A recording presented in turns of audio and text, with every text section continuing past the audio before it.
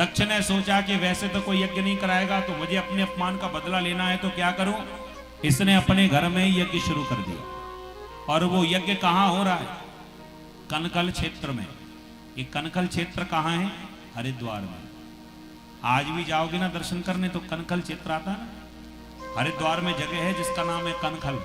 वहां पर सती मंदिर अथवा दक्ष मंदिर, ये दोनों ही नाम से जाना जाता है। वो सती ने जहां अपने शरीर को छोड़ा वो स्थान आज भी वही है। ऐसी मान्यता है कि वहीं पर सती ने अपने शरीर को छोड़ा था। यज्ञशाला बन के तैयार हो गई, यज्ञ शुरू हो गया। और इस यज्ञ में सब देवियां अपने अपने विमानों में बैठकर जा रही हैं। देवी सती ने कैलाश पर्वत से देखा, सती बिलो के व्योम विमाना, जात चले सुंदर विधिमाना। जानबूझकर सती को बुलाया नहीं, सबको बुलाया। आज सती ने देखा कि सब देवताओं की पत्नी अपने अपने विमानों में बैठकर कहीं यात्रा पर जा रही है। सती ने पूछ लिया, कहां जा रही है? तो देव पत्नियां कहने लगी, तुम्हारे पिता के घर तो जा रही है, तुम्हें खबर नहीं है? तुम्हारे पिता के घर में बहुत बड़ा यज्ञ हो रहा है। क्यों जी? हम आपसे पूछना चाहते हैं, ये देव पत्नियों को कहीं और से रास्ता नहीं मिला? जा ही रही थी तो बाईपास निकल जाती, लेकिन जानबूझकर कैलाश पर्वत के ऊपर से होकर क्यों जा रही है? इसका कारण,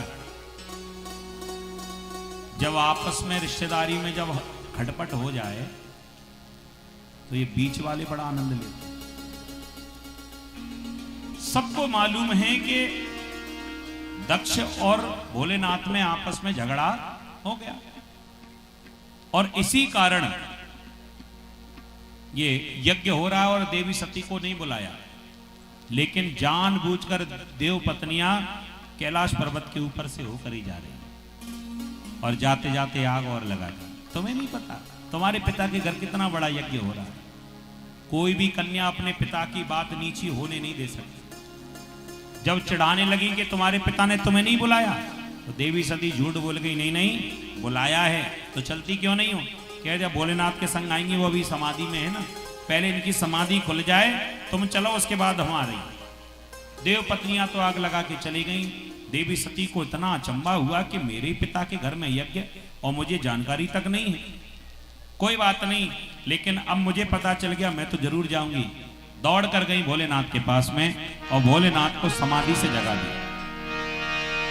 प्रजापति ससरस्य सांप्रतम निर्यापितो यज्ञ महो सौकिला वयम च तत्र विश्राम वामते यद्यर्थितामि विबुधाम व्रजन्ते। प्रजापतेस्ते सुसरस्य सांप्रतम, आपके पिता के घर में, आपके ससुर के घर में यज्ञ हो रहा है और महाराज आप यहां पर बैठे हो। भोलेनाथ से जाकर जब ये कहा, भोलेनाथ को मनी मन बड़ी हंसी आई। देवी बड़ी चतुर हो तुम, आज इतना बड़ा यज्ञ हो रहा है और हमें बुलाया नहीं, तो ये नहीं कहा तुमने कि हमारे पिता के घर में यज्ञ हो रहा है। आज क्या कह रही है? प्रजापतेस्ते ससुरस्य सांप्रतम, आपके ससुर जी के घर में यज्ञ हो रहा है। ये नहीं कहा कि पिता के घर में यज्ञ हो रहा है। माने भोलेनाथ को ये याद करा रही हैं कि भले ही बुलाया नहीं है, लेकिन जिसने बुलाया नहीं उससे हमारा संबंध भी है और आपका भी संबंध है। आपके वो ससुर जी लगते हैं।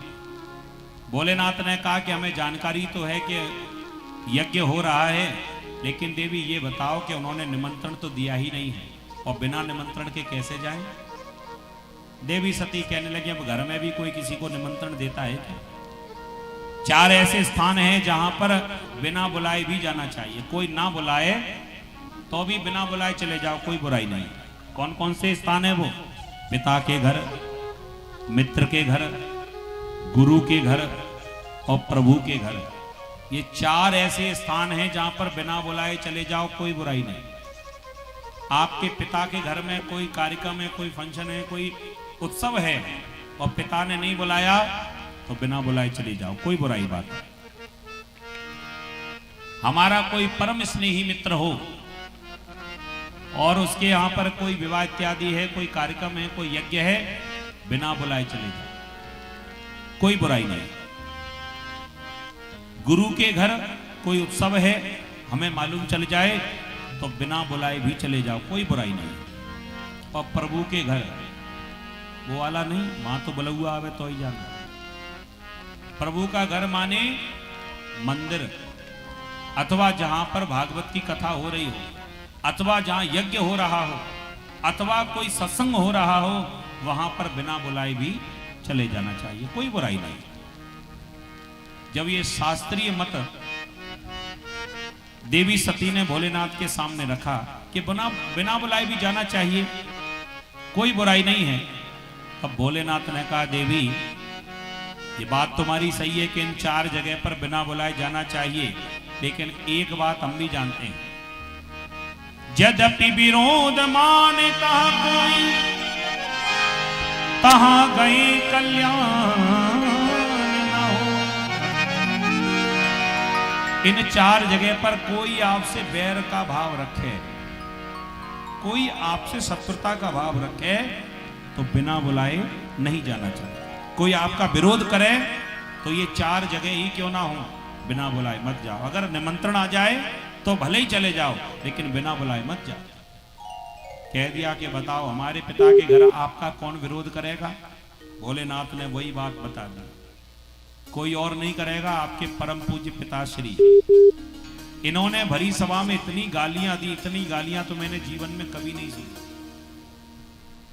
मैं सब सुनता रहा। देवी सती कहने लगी जरूर आपने कोई गलती की होगी, अब बेटी है ना, अब पिता की बात आ जाएगी तो बेटी तो पिता का ही पक्ष करेगी, जरूर आपने कोई गलती की होगी। भोलेनाथ ने कहा गलती कुछ नहीं थी, जैसे ही सभा में आए थे सब देवताओं ने खड़े होकर नमस्कार किया, मैंने बैठे बैठे नमस्कार कर लिया, मैं अपनी जगह से खड़ा नहीं हुआ, बस इतनी बात पे नाराज हो गए। सती कहने लगी लो कर लो बात, गलती खुद करते हो और दोष हमारे पिताजी को देते हो। अब महाराज आपने गलती तो कर दी, अब पिताजी आपकी आरती उतारते क्या, गालियां ही तो देते आपको। खड़े होकर अगर नमस्कार कर देते तो क्या तुम्हारा बिगड़ जाता? अब जो हो गया सो हो गया। अब इतना बड़ा यज्ञ हो रहा है, सारे मेहमान आए होंगे, हमारी बहनें भी आई होंगी, जब से विवाह हुआ तब से दोबारा मिलने का मौका नहीं मिला। अब यही बढ़िया अवसर है, आप भी हमारे संग चलो, हम पिता से आपकी सलाह करा देंगे, चलिए हमारे साथ। भोलेनाथ ने कहा मैं तो नहीं जाऊंगा, बिना बुलाए मैं कहीं नहीं जा सकता। खूब समझाया, भोलेनाथ ने बार बार मना किया, देवी अपमान से तो बढ़िया यही है कि हम घर में ही बैठे, पहले ही बहुत सारा अपमान भरी सभा में कर चुके हैं, अब और अपमान कराने के लिए मैं तो नहीं जाऊंगा। देवी सती ने कहा तो कोई बात नहीं, झगड़ा आपसे हुआ है, मुझसे थोड़ी। मैं तो ये सोच रही थी कि हम दोनों संग जाएंगे, लेकिन आपकी इच्छा नहीं है तो कोई बात नहीं, आप यहीं बैठो और मैं जा रही हूं अपने पिता के घर यज्ञ का दर्शन करने के लिए। भोलेनाथ ने समझाया कि देवी जिस घर में तुम्हारे पति का सम्मान नहीं है, उस घर में तुम्हारा कोई क्या सम्मान करे। मेरी बात मानो, मत जाओ, यहीं रहो। देवी सती तो नाराज हो गई। पत्नी को अगर मायके जाने से पति रोक दे तो माताओं का मुंह कैसा बिगड़ जाता है, भाइयों से पूछो ये तुम। और भैया संसार की माताओं की क्या बात करें, जो जगत जननी है, जो सारे संसार की ही माता जी हैं, जब वो नाराज हो गई भोलेनाथ से, तुरंत ही आक्रोश आ गया और नाराज होकर टेढ़ी दृष्टि करते हुए भोलेनाथ की तरफ देखकर कहने लगी क्या कहा आपने, मैं अपने पिता के घर न जाऊं? भोलेनाथ तो स्वर के इतने जानकार हैं, जो ही स्वर बेसुरा हुआ सो समझ गए। ओहो, विनाश काले विपरीत बुद्धि। देवी की बातचीत करते हुए भोलेनाथ को यह अंदाजा हो गया कि अब इनका अंत समय आ चुका है। मैं इतना समझा रहा हूं लेकिन मेरी बात भी नहीं समझ पा रही हैं। इसका अर्थ यही है कि इनका मरना निश्चित है। भांति अनेक शंभु समझावा, भावी वशना ज्ञान उर आवा। खूब समझाया लेकिन देवी सती जब नहीं मानी, भोलेनाथ ने समझ लिया कि इनका मरना निश्चित है। अगर मैंने जबरदस्ती रोक लिया तो कैलाश पर अपने प्राण त्याग देंगी, इतना भयंकर क्रोध है। और कहीं मैंने जाने दिया तो वहां जाकर मेरा अपमान देखेंगी, सो पति का भी अपमान सहन नहीं कर पाएंगी।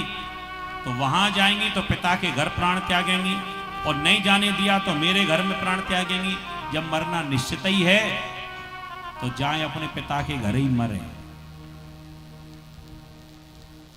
अब मरने वाले को कौन रोक सकता, जाने वाले को कोई रोक सकता है क्या?